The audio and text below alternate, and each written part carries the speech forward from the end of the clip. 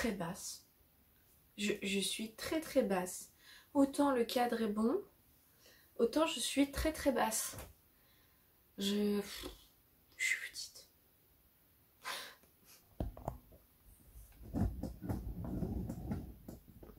C'est compliqué la vie d'artiste. Salut mes petits effroyables et bienvenue dans cette nouvelle vidéo. On se retrouve cette fois-ci pour un avis lecture. Je vais également vous présenter quelques réceptions en fin de vidéo étant donné qu'il n'y en aura pas assez pour faire un book haul et que je vais faire un book haul vraiment que dédié au Frisson Festival après. Donc pour pas que tout ça se mélange et pour que vous puissiez les voir quand même, je vais les faire en fin de vidéo. Sans plus tarder, commençons par le premier livre. Le premier dont je voudrais vous parler est un conte interdit. Et oui, j'ai retenté l'expérience et cette fois-ci c'est Le Lac des Cygnes de José Marcotte. On est donc ici sur une histoire qui se passe dans l'univers manga, geek et convention avec des cosplayers qui partent au Japon pour faire une grande convention au Japon et qui malheureusement vont se retrouver pris dans une prise d'otage au sein de cette convention avec des fous qui réclament l'auteur d'un manga très connu qui a terminé son œuvre il y a peu et qui malheureusement veulent réécrire la fin. C'est un conte interdit qui change énormément de ce qu'on a l'habitude, qui est moins gore, beaucoup moins gore, beaucoup moins malsain. Ma banderole se casse la gueule, c'est vraiment une catastrophe. C'est donc un conte interdit qui est beaucoup moins gore, beaucoup moins malsain, beaucoup moins axé sur le sexe et la violence que les autres. Donc je lui ai donné sa chance parce que je me suis dit, moi qui ai du mal justement avec ce côté toujours vouloir en faire trop et à vouloir surenchérir sur le gore et le sexe, peut-être que ça me conviendrait mieux. Je me suis à moitié trompée puisque l'histoire en elle-même est intéressante, cette idée de prise d'otage, cette idée de vouloir réécrire un manga. À l'approche de la fin de One Piece, j'imagine très bien que voilà, c'est un enjeu important et que on pourrait tout à fait voir, je l'espère pas, une bande de fous qui veulent réécrire un manga et qui du coup prennent des gens en otage. On a cette idée de la folie face au fanatisme qui apparaît également dans le manga très actuel Oshinoko et dans d'autres œuvres très intéressantes. Donc voilà, je comprends l'idée et je la trouve très bien à traiter. Néanmoins, si j'ai bien aimé suivre cette histoire, les personnages ne m'ont pas tellement convaincue, j'ai eu du mal à m'y attacher, même si voilà, j'ai fini par m'y attacher mais ça a mis un peu de temps, donc voilà. Ça a mis un peu de temps mais c'était pas impossible, c'est déjà ça. Néanmoins, leurs réactions face à la prise d'otage sont parfois incongrues, inutiles et difficiles à imaginer. La prise d'otage, vraiment, il se passe des choses dedans, ça va très vite et en même temps, des fois c'est trop décrit, des fois c'est pas assez, des fois ça paraît totalement loufoque ce qui se passe et on se dit mais j'arrive pas à l'imaginer. Et du coup ça fait que bah c'est vraiment dommage pour le livre qui était bien parti. Plus de ça, ils sortent d'une prise d'otage qui a duré plusieurs heures et ils arrivent à débattre de manière philosophique sur ce que devrait devenir le meneur de la prise d'otage. Après une prise d'otage de plusieurs heures, je ne pense pas que ce soit vraiment la chose à faire. Je pense qu'après une prise d'otage de plusieurs heures, on a juste envie de sortir, de se sentir en vie et non de regarder la salle où on a été pris en otage, où il y a plein de cadavres, de sang partout et de se dire « Ah, est-ce qu'il mérite de mourir? Est-ce que... » J'avoue que là j'ai eu du mal. D'un autre côté, l'histoire du Lac des Cygnes est bien adaptée, j'ai aimé les références, j'ai aimé la manière dont l'auteur réutilise le conte original. Là, franchement, c'était vraiment bien fait. La fin ouverte avec cette petite réflexion philosophique sur le bien, le mal, très sympathique également. Bien que l'histoire d'amour va trop vite et est pour moi un peu cucu. Après, vous me connaissez, je suis pas objective là-dessus. Du coup, comme on parle de manga, de geek, de convention, de cosplay et on va au Japon, forcément il y a des mots japonais qui apparaissent dans le récit qui sont la plupart du temps définis par l'auteur, même si d'autres non, ce qui m'a paru un peu étrange, mais peut-être que ça lui paraissait évident comme définition. Là où moi je vais faire quelques critiques, c'est déjà de 1 sur le terme otaku qui a été mal défini. C'est pas très grave, pendant longtemps j'ai cru la même chose que l'autrice sur le terme otaku et je pense que beaucoup beaucoup de gens le prennent comme ça. Quand ce terme-là est arrivé en France, on se l'est approprié et on a dit des otaku, c'est des fans de manga. En réalité, des otaku, la description est un peu plus complexe que ça. Ce sont des gens qui restent chez eux, qui ne sortent pas beaucoup pour pratiquer une activité d'intérieur.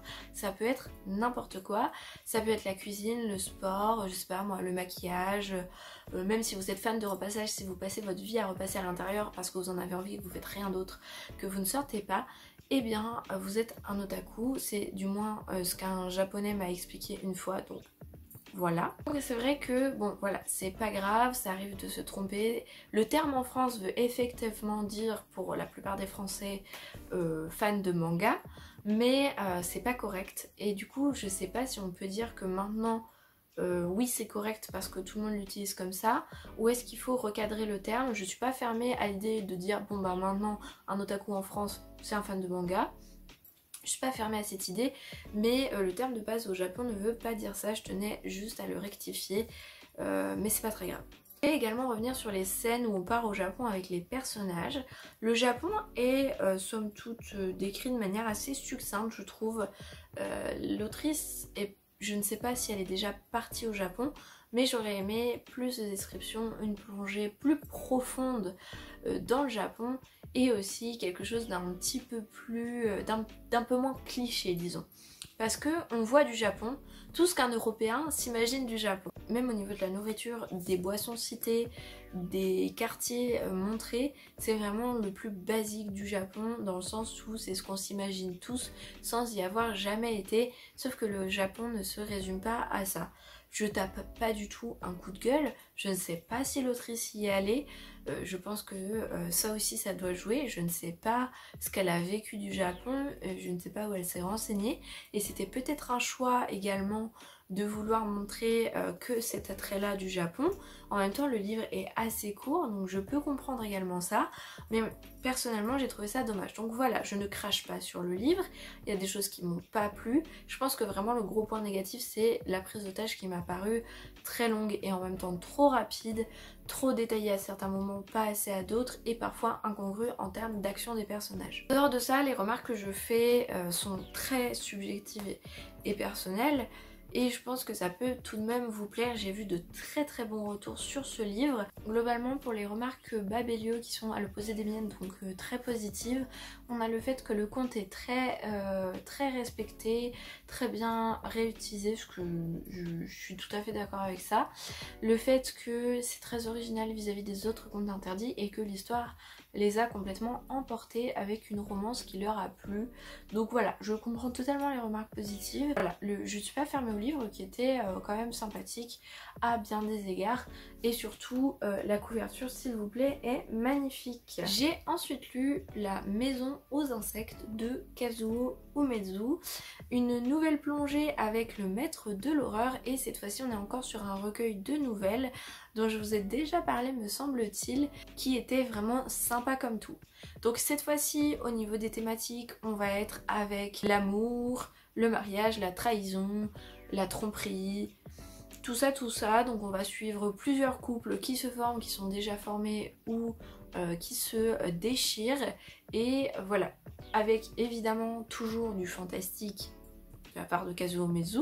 Cette fois-ci c'était beaucoup moins horrifique que le premier recueil que j'avais lu, Le Vœu Maudit je trouve, néanmoins il y a quand même ce côté fantastique, effrayant, par exemple une femme qui se change en araignée, le fait de revenir dans le temps, que ça ne change strictement rien et qu'on est toujours... Moi je trouve ça très effrayant, il y a une nouvelle où il revient dans le temps, il change les choses et pourtant le même malheur lui tombe dessus. Ça je trouve ça très effrayant de se dire si j'avais fait ça autrement, bah en fait il se serait passé la même chose, de se dire ouais les regrets ça sert à rien parce que de toute façon j'aurais été malheureuse. Effrayant et très glauque. Mais voilà, un très bon manga si vous avez pas trop envie d'être dans de l'horreur pure et dure. Encore une fois je ne le répéterai jamais assez, pour ceux qui ont peur de lire du Junji Ito, Kazuo Umezu c'est parfait parce que c'est lui qui a inspiré Junji Ito. C'est vraiment dans la même veine mais c'est beaucoup moins glauque. Donc voilà, et de belles leçons de vie évidemment sur l'amour, le mariage, la fidélité. Le fait de vivre dans la peur également, Cette nouvelle-là était très sympathique, donc je ne saurais que vous le conseiller autant que Le Vœu Maudit, ça a su me convaincre à 100%. Donc ici pour les notes sur Babylon, on est quand même dans un bon bilan puisqu'on est sur une moyenne de 4 sur 5. Après, ce qui va être reproché à l'auteur, c'est que, et je suis pas d'accord parce que moi je l'ai pas vécu comme ça, mais je peux comprendre, le fait que les fins soient clichés, les fins des nouvelles soient clichés, qu'on les voit venir, que ce soit pas très original là-dessus. Certaines, oui, on voit venir, ce qui m'a pas dérangé outre mesure, mais je peux comprendre. Et voilà, globalement c'est ça qui revient. Après, moi je l'ai pas vu parce que je suis pas une pro de son travail, mais beaucoup disent que c'est clairement des références à Alfred Hitchcock. Je l'ai pas vu du tout, donc si vous êtes intéressé par Alfred Hitchcock, visiblement, voilà, il y a beaucoup de références à ce qu'il fait, ce qui peut être intéressant pour vous. Et voilà, pour les remarques négatives, globalement, les fins sont clichés. J'ai vu aussi des gens qui n'ont pas aimé le livre parce que c'était très pessimiste. Ce que je peux comprendre, mais quand on lit du Kazuo Umezu, il n'y a pas beaucoup de fins heureuses, sachez-le. Au niveau des designs, je vous les remonte même si j'ai montré plusieurs fois. Et cette fois-ci, je fais attention à ne pas casser le dos de mon livre. Voilà. J'ai ensuite lu Crime et Manigance de Patrick Guichet aux éditions Exaeco.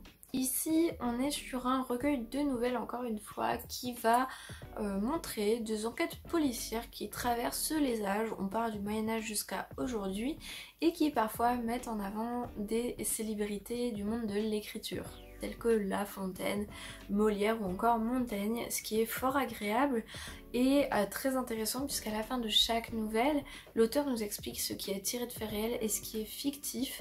Je trouve que c'est vraiment agréable à lire, que c'est dans un style d'époque au niveau de l'écriture et ça, c'est revigorant, ça m'a replongé un petit peu en fac de lettres. Ça change de ce que je lis, c'est moins horrible, il n'y a pas des meurtres à tous les coins de rue.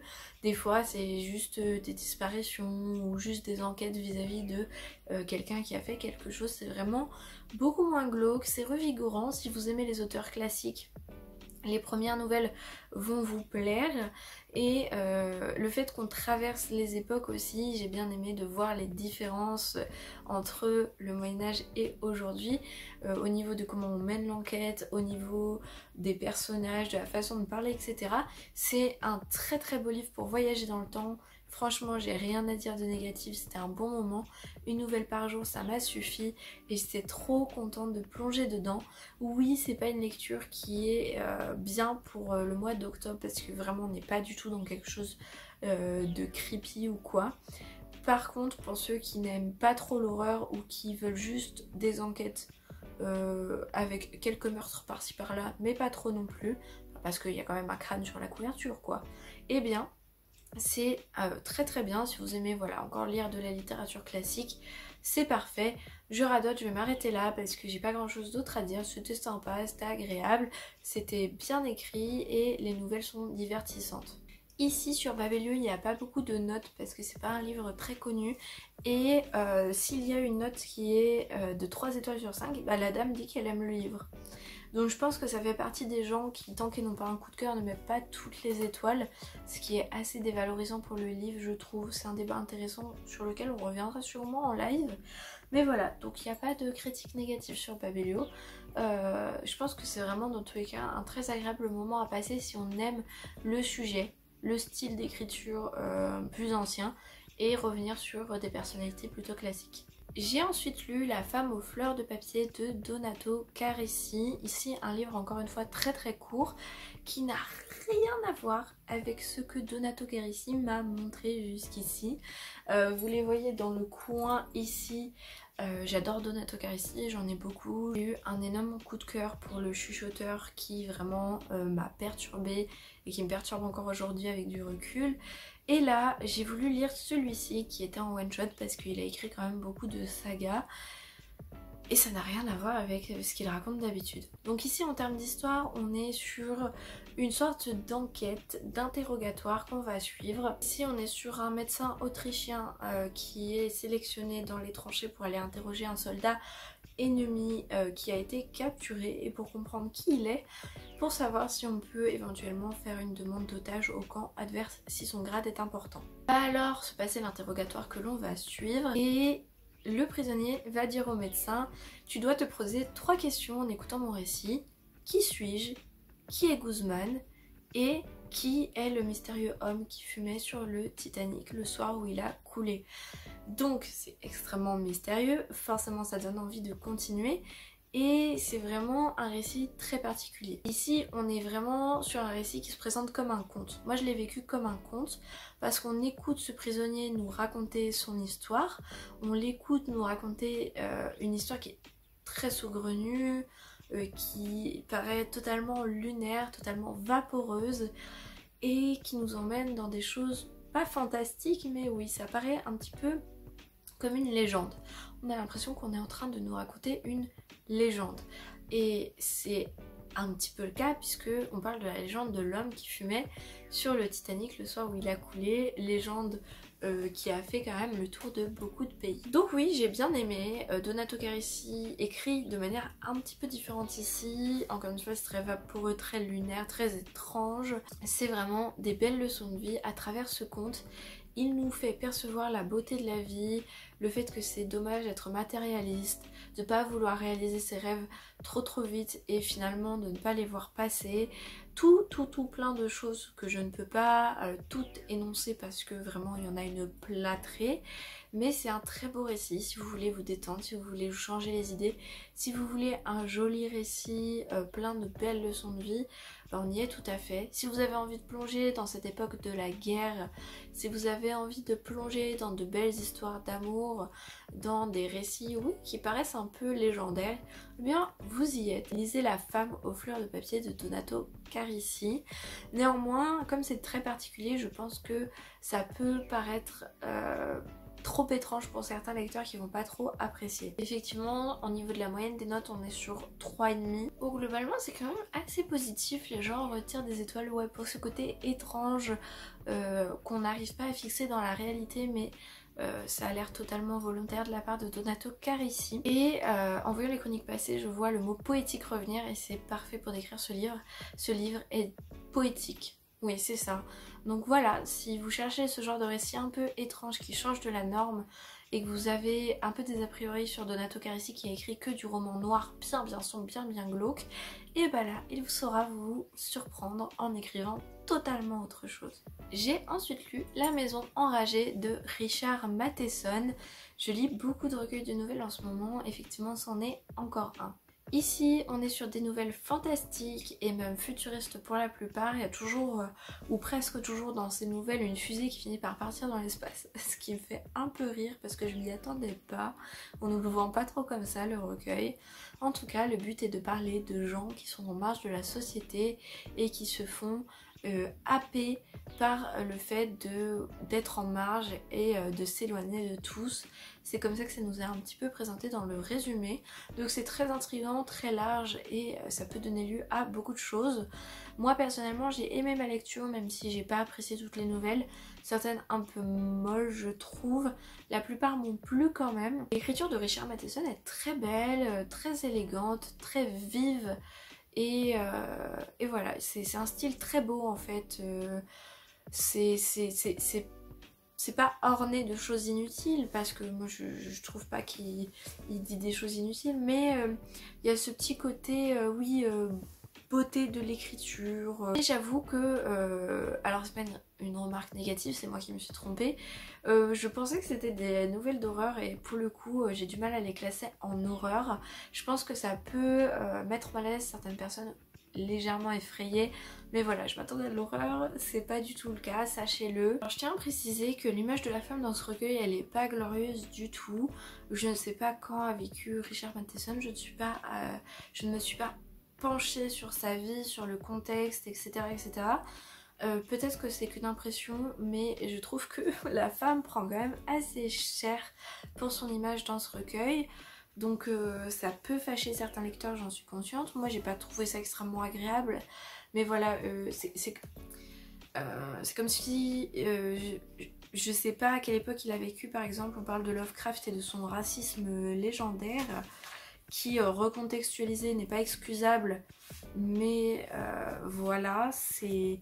Bref, c'est un débat que j'ai pas envie d'entreprendre parce que voilà, c'est délicat. Ça a l'air d'être fin 90, début 2000, donc ouais, l'image de la femme est pas glorieuse, même si l'homme prend cher aussi d'une autre manière, voilà, donc c'est à savoir. En tout cas, pour ce qui est des critiques Babelio, là on va avoir un truc qui revient énormément. Déjà, le fait que les personnages n'ont pas forcément plu, ce que je peux comprendre, moi ça m'a pas spécialement dérangé. Après c'est vrai que comme c'est des nouvelles, j'ai du mal à noter la profondeur des personnages parce qu'on passe que un très court moment avec eux. Le truc qui revient souvent, c'est le fait que les nouvelles manquent, selon les critiques Papilio, de profondeur que Richard Matheson est apparemment fortement capable de faire en mieux. Il est revenu plusieurs fois que apparemment Richard Matheson a écrit des choses très profondes. Moi c'est le premier livre que je lis de lui, j'ai pas de comparatif, ce qui explique que ça m'est pas venu à l'esprit, que j'ai pas pu être déçue vis-à-vis de ses œuvres précédentes puisque c'est la première que je lis. Mais voilà, apparemment ça manque de profondeur vis-à-vis de ce qu'il sait faire, mais quand on l'a jamais lu, je trouve ça somme toute assez sympathique, ça m'a pas choqué. C'est sûr que les nouvelles sont pas profondes maintenant que je le vois, effectivement, il n'y a pas de leçons très intéressantes à en tirer, il n'y a pas de réflexions derrière qui vont venir enrichir notre façon de penser, ça c'est clair, mais ça m'avait pas dérangé parce que pour moi c'est pas nécessaire à chaque œuvre. Et c'est vrai que s'il est capable de faire mieux, je peux comprendre la déception de certains lecteurs. J'ai ensuite lu Le Koreski de Poppy Z. Bright. C'est un livre fans d'horreur, d'univers glauque qu'on voit souvent passer, que moi personnellement j'ai vu particulièrement sur la chaîne de Ténébris Somnia. Je le connaissais déjà avant, mais j'ai eu très envie de l'acheter à partir du moment où je l'ai vu sur sa chaîne. D'ailleurs, chaîne vraiment très intéressante pour parler de littérature d'horreur et de vlogs. Elle fait des vlogs que j'adore suivre, c'est trop bien, très pertinente dans ses avis, donc voilà, je vous la conseille tout à fait. Pour revenir sur Le Koreski, c'est donc un livre qui va en gros nous raconter l'épopée de deux tueurs en série qui vont se rencontrer et qui... en fait j'ai pas envie de vous dire ce qui va se passer entre les deux si vous ne le savez pas. Moi personnellement je l'avais oublié, j'avais fait en sorte vraiment de pas m'en souvenir. C'est à dire que j'ai entendu le résumé, j'ai fait oh ça a l'air trop bien, j'ai attendu et quand je me suis dit ah mais je sais plus très bien ce qui va se passer entre les deux, hop je l'ai lu. Cette histoire ça commence déjà trop bien. Moi je trouve que on accroche dès le début, les premiers chapitres on se dit ouh c'est sympa parce qu'on est dans la tête d'un des tueurs, on va suivre les événements qui lui arrivent et quelque chose de très fantastique qui va changer sa destinée entre guillemets et qui va faire, qui va lui permettre beaucoup plus tard cette rencontre. J'ai beaucoup aimé l'événement fantastique, mais j'aurais aimé qu'on revienne un peu plus dessus. Après je peux comprendre que l'auteur n'a pas voulu s'apesantir là-dessus. J'ai beaucoup aimé être dans la tête des personnages, j'ai aimé les découvrir, suivre leurs histoires, le pourquoi du comment, ça c'était vraiment sympa. On est dans une Angleterre de perdition, c'est le moment où est arrivé le sida, c'est le moment où l'homophobie, du coup à cause du sida, bon après je pense que l'homophobie était déjà bien présente avant, mais avec le sida a justifié encore plus... entre guillemets justifié, je suis pas d'accord avec ça, hein, qu'on soit bien, voilà, mais ce que j'essaie de dire c'est que voilà, l'arrivée du sida, les gens deviennent encore plus homophobes pour ceux qui étaient déjà de base, ils ont une peur bleue des homosexuels parce que le sida ça se transmet par l'homosexualité, c'est ce qui était dit à l'époque, c'est tout nouveau, on découvre, on sait pas ce que c'est, on sait pas à quoi ça va mener, ça fait peur, donc voilà, on est dans cet univers là, avec des personnages qui vont dans les bas-fonds de la ville, qui vont faire des raves, qui vont se droguer et qui ont une certaine tendance à des activités de chambre fortement différentes de ce qu'on dit classique. Donc il y a vraiment une volonté de nous mettre dans une ambiance de entre guillemets débauche. Les gens m'ont dit et disent sur Babelio et sur d'autres chaînes c'est tellement horrible que j'ai dû faire une pause. Moi je l'ai lu très rapidement d'une traite. Après je suis pas sensible à ça. Donc voilà, je pense que voilà, c'est un livre qui va faire germer en vous si vous lisez des réflexions que d'autres n'auront pas du tout, ce qui est compréhensible tout à fait. Le gore, le malsain ne m'a pas tant dérangé, en revanche je ne l'ai pas trouvé marquant, dans le sens où je me suis pas dit ah, parce que j'ai trouvé que ça n'avait pas d'intérêt de montrer autant de gore, autant de malsain. je sais pas, j'ai été un peu insensible à ce qui se passait dans le livre et je suis attristée de vous annoncer que c'est pas une lecture qui me marquera à vie. C'est pas une lecture que je vais garder éternellement dans ma tête.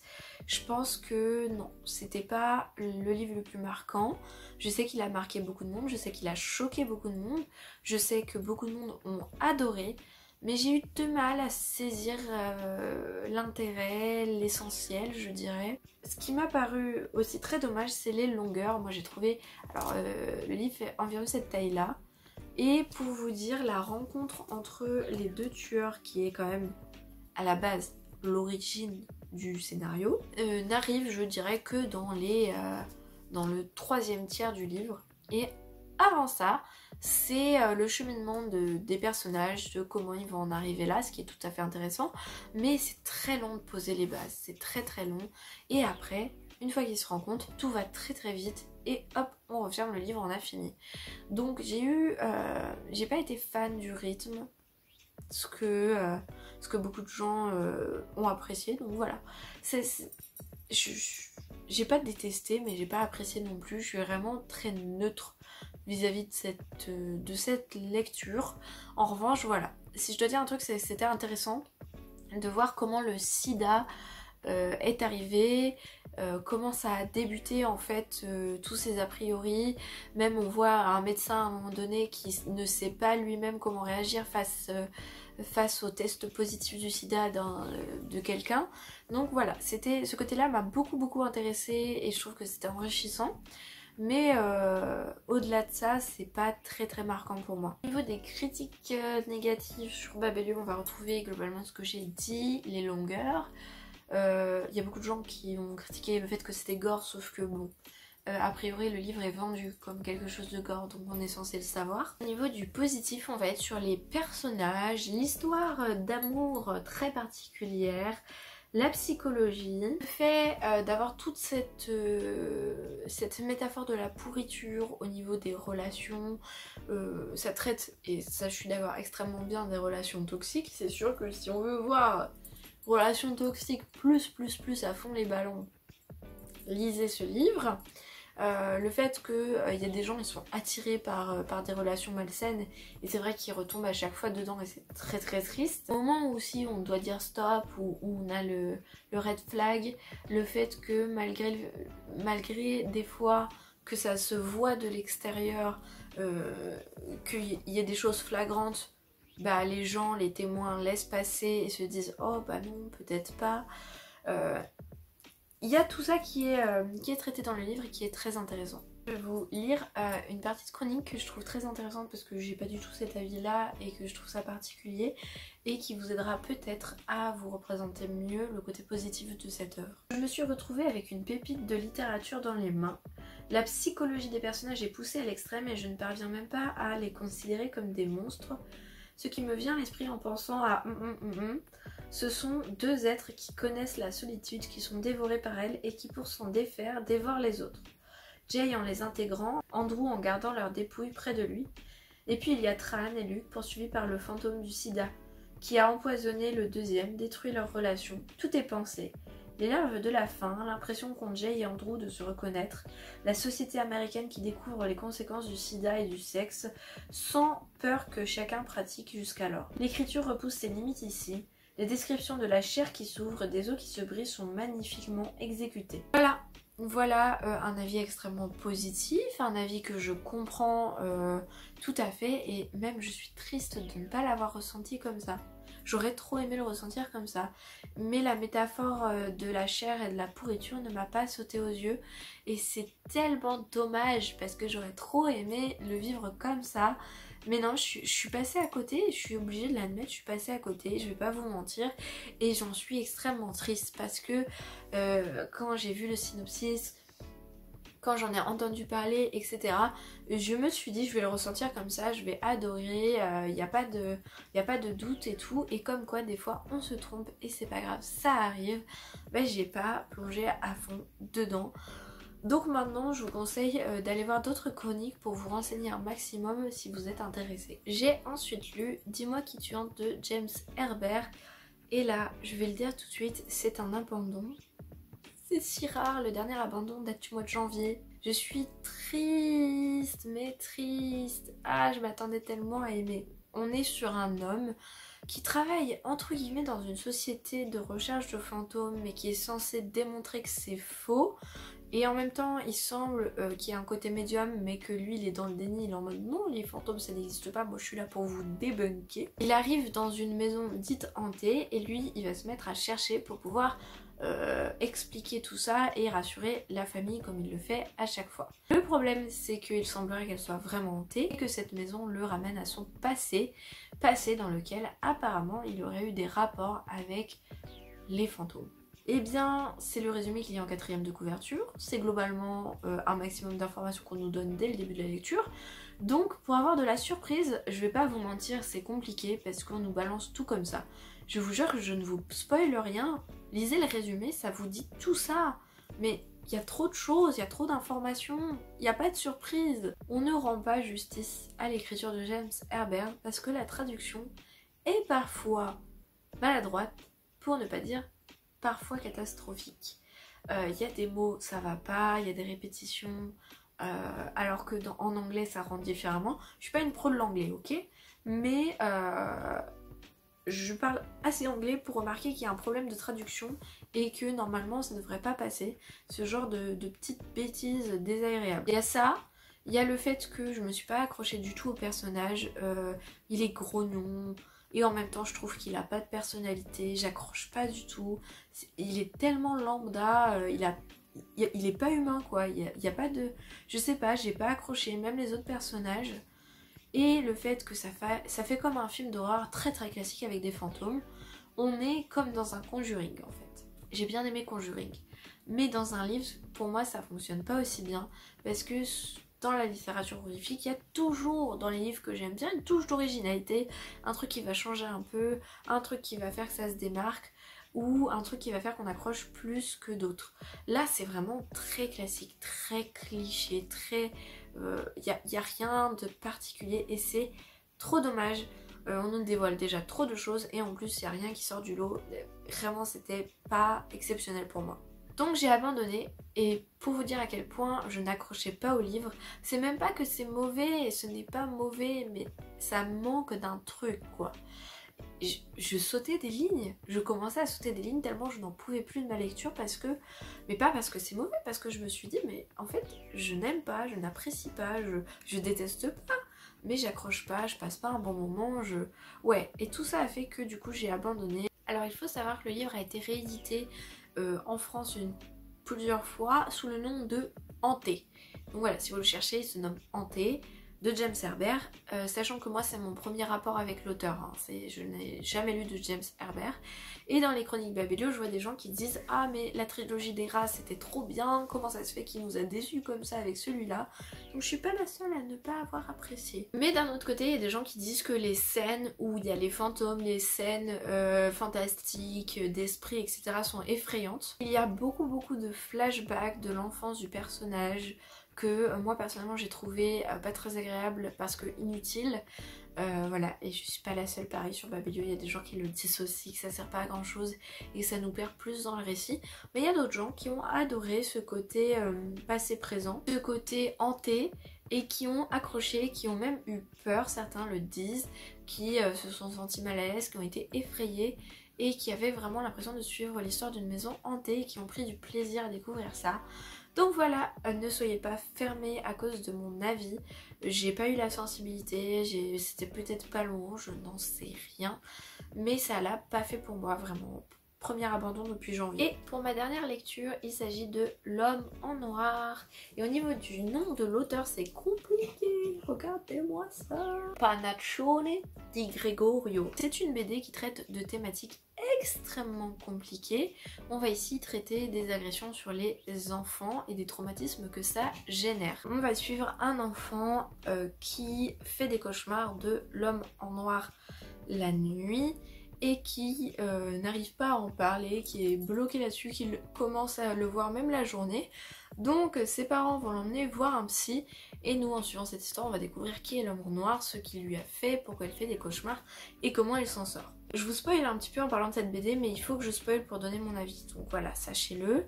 On va donc suivre un enfant en fait qui a subi des abus et l'homme en noir représente cet abuseur, tout simplement. La BD est très intéressante, très bien dessinée, il y a vraiment des visuels magnifiques. Comment vous dire que j'ai été totalement charmée par le dessin qui peut passer de très sombre à très coloré. Vous voyez l'homme en noir qui lui fait si peur.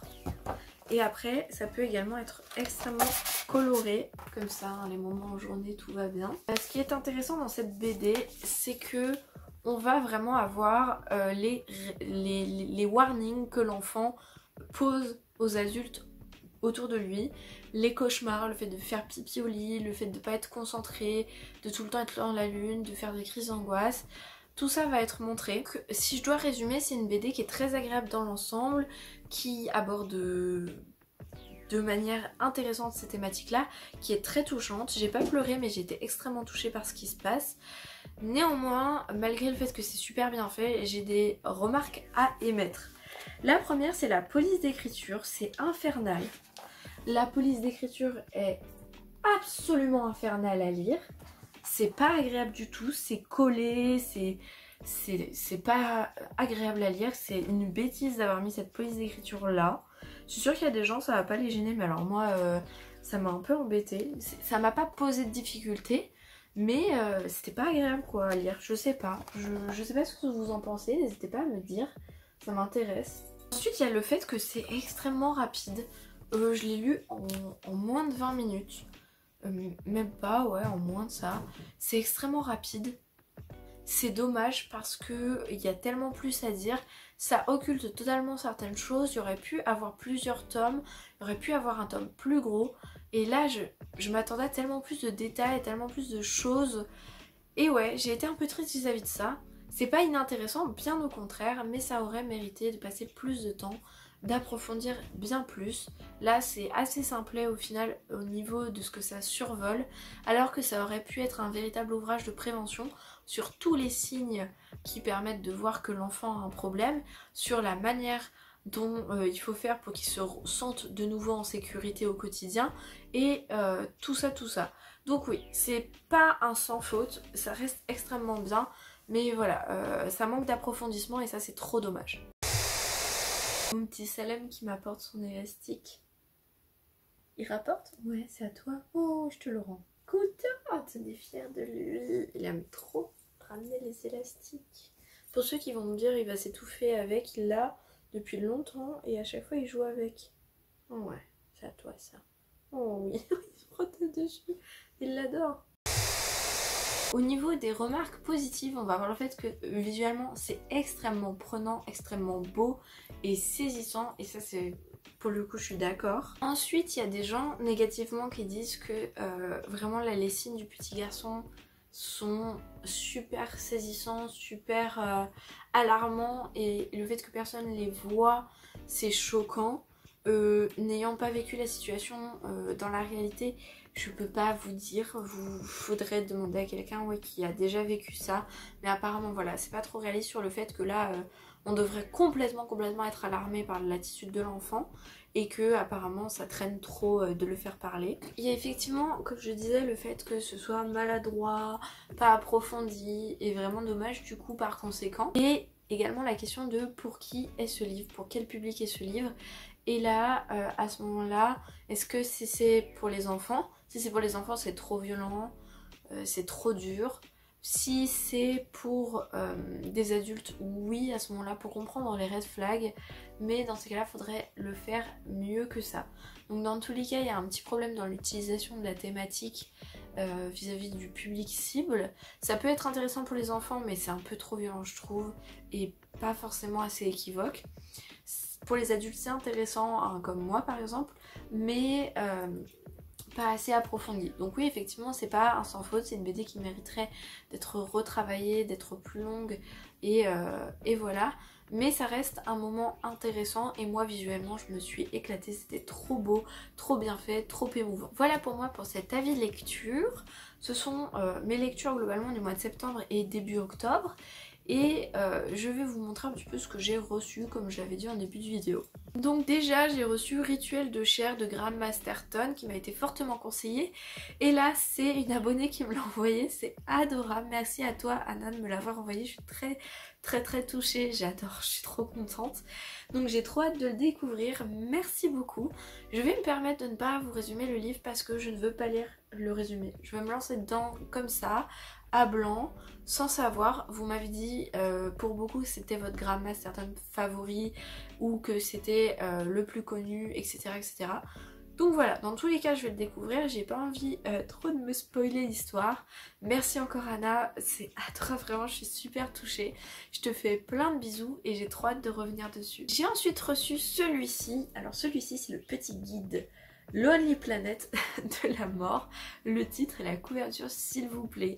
Incroyable. C'est un ouvrage documentaire qui parcourt les cultures, les pays, les différentes façons de célébrer la mort à travers le monde, les continents et les pays. Ça a l'air trop intéressant, il y a l'air d'avoir des choses absolument magnifiques. Moi qui m'intéresse énormément aux rites funéraires, j'adore, franchement j'adore. Le fait de pas toujours voir la mort de manière négative, mais également les monuments construits en gloire à la mort. Voilà, j'avais visité les catacombes de Paris que j'avais adoré visiter, c'était trop bien. Et je sens que je vais apprendre énormément de choses avec cet ouvrage. Donc je suis trop contente, j'ai trop hâte de le lire. Et alors là, c'est une belle surprise également. Ça vient d'un auteur dont je vous ai déjà parlé plusieurs fois, Davy Artero. Il m'a envoyé sans prévenir une trilogie qu'il a écrite. Alors ce que je trouve assez exceptionnel, c'est que déjà de un il m'a rien dit, donc c'était surprise dans la boîte aux lettres. Et je pense qu'il regarde mes vidéos parce qu'à chaque fois il me fait un petit retour sur ce que je dis de ses livres. Et c'est d'ailleurs un auteur qui est très agréable parce que quand on va faire une remarque, il va revenir dessus gentiment, il est très à l'écoute de notre avis, ça j'adore vraiment, c'est top. Donc j'avais déjà collaboré avec lui pour Lisa, que je ne peux pas sortir car il y a des toiles d'araignée dessus, je vous mets la couverture. Lisa qui est un livre extrêmement poignant, extrêmement dur dans le sens des thématiques vraiment violentes. J'ai lu Terreur Nocturne, un recueil de nouvelles que j'ai adoré de sa part également et qui fait froid dans le dos. Et j'avais reçu Bienvenue que je voulais découvrir, qu'il a écrit avec un autre auteur. Je ne l'ai pas encore lu mais j'ai hâte de m'y plonger. Et en vidéo, j'ai expliqué que pour l'instant j'avais lu que des choses courtes de sa part, le recueil de nouvelles et deux livres du coup que j'ai qui sont très courts. Et donc j'ai dit, bah en tout cas je ne sais pas ce que ça donne quand il écrit des choses longues, mais il est très doué pour écrire des histoires courtes. Et il m'a envoyé sa trilogie avec un petit mot. Voilà, quelques effroyables lectures plus longues. Donc c'était la surprise cette semaine dans la boîte aux lettres. Donc si tu passes par là, merci infiniment. C'est déjà de un, une trop belle surprise, trop gentille, trop agréable. Et j'ai tellement hâte de les lire. C'est une trilogie qui s'appelle Heptagon ou Heptagone. Ah ça je sais pas d'ailleurs. Plus stylé de dire Heptagone quand même. Donc le premier tome on a Hérétique, le second on a Hématome et le dernier Hécatombe. Regardez-moi ces couvertures. J'adore. Donc voilà, merci infiniment. Je peux même pas dire que c'est un service presse à proprement parler. Donc voilà, j'ai trop hâte de vous faire un retour dessus. J'ai mis une story sur Instagram où je vous l'ai présenté et vous avez l'air d'avoir vraiment été tiqué par les couvertures, les titres et le résumé que j'avais également photographié. Donc je ne vais pas tarder à lire le premier tome pour pouvoir découvrir tout ça. Merci encore. J'arrête pas de remercier mais je suis trop contente et très reconnaissante. Je vais vous lire le résumé parce que franchement il est tellement efficace, je ne veux pas le gâcher en le réinterprétant. La monstruosité peut prendre n'importe quel visage, même celui de ces jeunes collégiens qui, en se réunissant dans un lieu malsain, vont se retrouver à commettre les actes les plus horribles. Déjà rien que ça, vous n'avez pas besoin de connaître la suite du résumé pour avoir envie de le lire, avouez. L'adolescence, période étrange où le corps se transforme, où l'esprit se façonne, où l'on se sent exclu de la société et où l'on se recherche. Certains, dépassés par ce qui leur arrive, décident d'y mettre un terme ou de tirer au hasard quelques cartouches. D'autres suivent le troupeau sans se poser de questions. Anthony, David et Tom, eux, ont choisi de se réunir, de former un groupe, un club, un clan, pour partager leurs idées. Ils ont 14 ans, leur remise en question leur fait voir la vie autrement. Sans s'en rendre compte, ils vont s'enliser mutuellement du mauvais côté, un peu plus chaque jour, sans relâche, dans une spirale infernale où l'issue est incertaine. Jusqu'où sont-ils prêts à aller pour leur nouvelle idéologie? Une descente infernale et elle ne fait que commencer. Ça a l'air trop bien. Je vous montre que le premier tome parce que c'est lourd les trois. Ça a l'air trop bien. Mais osez me dire, vous n'avez pas envie de le lire. C'est trop belle surprise. Trop belle surprise. Donc voilà, si vous êtes intéressé, foncez. Et sinon, si vous voulez attendre que je donne mon avis, eh bien, la trilogie ça va peut-être être un peu plus long, mais le premier tome arrive bientôt. Je vais essayer de le lire juste après le FF. Donc novembre, je vais le lire directement. J'ai trop hâte. Ça a l'air excellent. Merci encore, merci Davia Théro, c'est trop bien. Je suis trop contente. Voilà, belle surprise. Donc foncez vous renseigner, ça a l'air trop bien. Nouveauté pour finir cette vidéo. Oui, c'était très long, je m'en excuse. Eh bien, ils avaient ouvert des précommandes pour les pop de Terrifier. Il y avait la pop sur le vélo, la pop avec le couteau, la pop avec les lunettes de soleil, me semble-t-il, est déjà sortie il y a un moment. Et celle avec le sang, que du coup vous voyez là. Moi c'est celle qui me plaisait le plus et je me voyais pas toutes les précommander comme les pop Coraline où vraiment je les précommande toutes parce que c'était des personnages différents. Là pour le même personnage, l'avoir en plusieurs fois ça me tentait pas trop. Mais je voulais en avoir une de Art le Clown parce que j'ai globalement adoré le premier film. Été un peu déçue par le deuxième et j'attends de voir le troisième. Mais là, voilà, elle est trop belle. Je sais pas si je l'ouvre. Je ne sais pas si je l'ouvre parce que je trouve que la boîte va bien avec. Donc voilà, c'était la petite nouveauté figurine. Voilà pour moi, voilà pour cet avis lecture et ces nouvelles rentrées dans ma bibliothèque. J'ai été bien gâtée de manière totalement inattendue. Je m'attendais pas à avoir à présenter d'autres livres avant le FF. Donc je suis trop contente. Pour mes avis lecture, il y a quand même beaucoup de lectures mitigées, négatives. J'espère que ça va être un peu mieux globalement pour mes prochaines lectures. On verra. On verra. Ce que je lis en ce moment me paraît bien. Je vous en parle pas encore parce que j'ai pas assez lu pour pouvoir vous en parler. Mais pour l'instant ça se présage plutôt pas mal. Vous, que lisez-vous? Comment vivez-vous ce merveilleux mois d'octobre? J'espère que la tempête ne vous atteint pas trop, que vous n'êtes pas trop embêtés. Et je vous souhaite une bonne continuation. Je vous dis à la prochaine les effroyables.